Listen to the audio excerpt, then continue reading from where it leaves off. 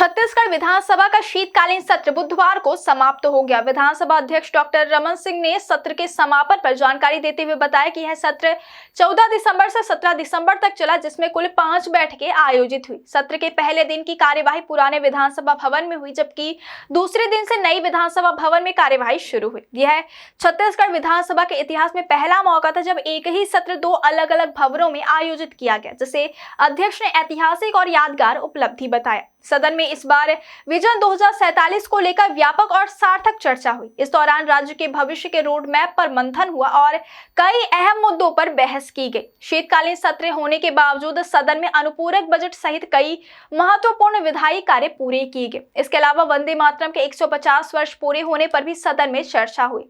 सत्र की 5 बैठकों में कुल 35 घंटे 33 मिनट तक कार्यवाही चली, जिसमें तारांकिक 333 और अतारांकिक 295 सवाल कुल 628 प्रश्न प्राप्त हुए, जिनमें 11 पर अनुपूरक प्रश्न पूछे गए। इसके अलावा 232 ध्यानाकर्षण सूचनाएं प्राप्त हुई, जिनमें से 70 स्वीकार की गई और 20 को शून्यकाल में परिवर्तित किया गया।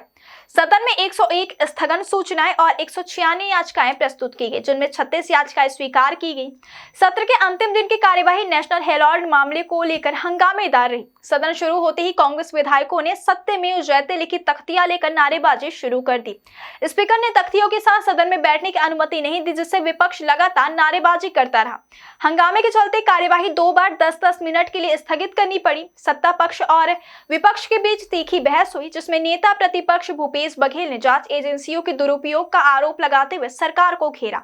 वहीं मंत्री अजय चंद्राकर ने इन आरोपों को निराधार बताते हुए आपत्ति जताई। डिप्टी सीएम अरुण साव ने कहा कि विपक्ष ने विधानसभा के नियमों और परंपराओं का उल्लंघन किया है, जब उन्होंने चेतावनी के बावजूद पोस्टर चिपका कर प्रवेश किया। विपक्ष की ओर से जांच एजेंसियों के दुरुपयोग को लेकर स्थगन प्रस्ताव लाया गया, जिसे स्पीकर ने अस्वीकार कर दिया। इस दौरान सदन में हालात और गर्म हो गए, जब विपक्ष ने सत्यमेव जयते और सत्ता पक्ष ने वंदे मातरम के नारे लगाकर आमने सामने हो गए। स्पीकर डॉक्टर रमन सिंह ने विपक्षी सदस्यों के अमर्यादित व्यवहार पर कड़ी नाराजगी जताई और कहा कि लोकहित से जुड़े विषयों पर कार्यवाही को बाधित करना निंदनीय है। उन्होंने विपक्षी सदस्यों से कहा कि आगे ऐसा व्यवहार न दोहराया जाए।